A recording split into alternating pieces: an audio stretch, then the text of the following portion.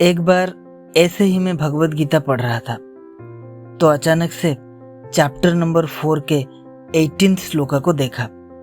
जब उसका English translation मैंने देखा तो मुझे ऐसा लगा कि यह ट्रांसलेशन एक्यूरेट नहीं है। मैंने भगवत गीता आज इट इज भी देखा और दूसरे भगवत गीता भी देखा, लेकिन इसका ट्रांसलेशन कहीं पे भी मुझे एक्यूरेट नहीं मिला। तो वो जो श्लोका है वो इस तरह से है, कर्माणि अकर्मयः पश्येत् अकर्माणि च कर्मयः स बुद्धिमान मनुष्येषु स युक्तः कृत्स्न कर्मकृत।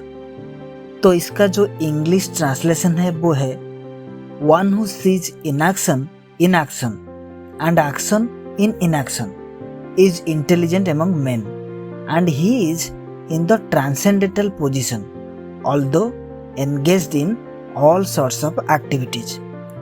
जो व्यक्ति अकर्म में कर्म देखता है और कर्म में अकर्म देखता है वो मनुष्य में बुद्धिमान है और वो अपने सारे कर्म करते हुए भी सर्वोच्च पद पर रहता है। अब हम इस श्लोक का वर्ड बाय वर्ड ट्रांसलेशन देखते हैं भगवत गीता आज इट इज से। कर्मणि का अर्थ यहाँ पे है इन एक्शन, यानी कि कर्म में, जो कि सही है। अकर्म का अर्थ है इन एक्शन, ये भी सही है। यह का अर्थ है वन हु और वो जो, ये भी सही है।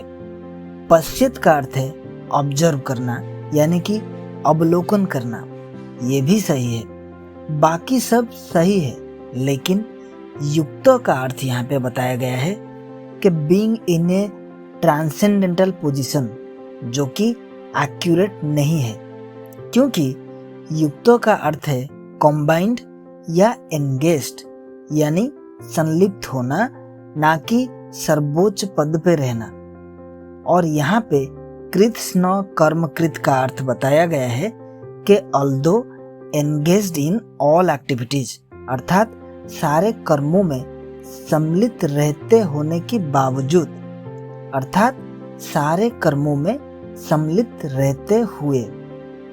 और ये जो शब्द हैं इनके अर्थ से ही इस श्लोक का अर्थ बदल जाता है, क्योंकि यहाँ पे कृत है और कृत का अर्थ है डॉन, यानी कि किया हुआ कर्म। अब कृत के साथ 100 और 9 जुड़ा हुआ है। इस शब्द को अगर हम अलग अलग करके देखते हैं तो ये बनते हैं कृत न कर्मकृत। यहाँ पे कृत का अर्थ डन या अकम्प्लिश्ड कर्म और ना का अर्थ नेगेटिव, यानी कि नॉट या नो हो सकता है, और कर्मकृत का अर्थ अकम्प्लिश्ड कर्म ही होगा। अब हम इस लाइन को अगर ट्रांसलेशन करते हैं तो इस लाइन का अर्थ बन जाता है कर्म ना करते हुए भी कर्म करना। तो पूरे श्लोक का अर्थ यहाँ पे बदल जाता है और पूरे श्लोक का अर्थ ये हो जाता है कि जो व्यक्ति अकर्म में कर्म देखता है और कर्म में अकर्म देखता है वो मनुष्यों में बुद्धिमान है और वो कर्म ना करते हुए भी कर्म में युक्त होता है, यानी एंगेज्ड होता है। लेकिन हमारा जो प्रीवियस भगवत गीता आज इट इज का जो मीनिंग है वो मीनिंग इससे डिफरेंट है। और यहाँ पे जो बताया गया है, मैंने जो ट्रांसलेट किया है यहाँ पे, तो यहाँ पे ये कॉन्टेक्स्ट वाइज ये पूरा एक्यूरेट है, क्योंकि ये एक बहुत ही डीप स्पिरिचुअल लाइन बन जाता है अगर हम इसका सही अर्थ निकाले तो। क्योंकि भगवान कृष्ण यहाँ पे अकर्म में कर्म को देखने की बात कह रहे हैं, यानी कि इन एक्शन में एक्शन को देखने की बात कर रहे हैं। जहाँ पे कोई काम ना होता हो वहाँ पे भी काम को देखने की बात भगवान कृष्ण कह रहे हैं। और जो व्यक्ति एक्शन में भी इनएक्शन देख सकता है वो खुद एक्टिव होके भी इनएक्टिव हो सकता है, और यही सर्वोच्च योग है।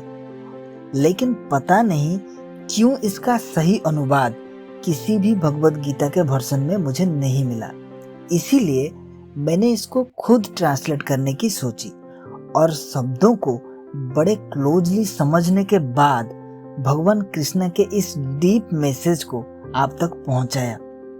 अगर आपको ये वीडियो अच्छा लगा है तो चैनल को सब्सक्राइब जरूर करें, और आपके कुछ थॉट्स या आइडियाज अगर इसके बारे में है तो कृपा करके कमेंट सेक्शन में इसको जरूर बताइए।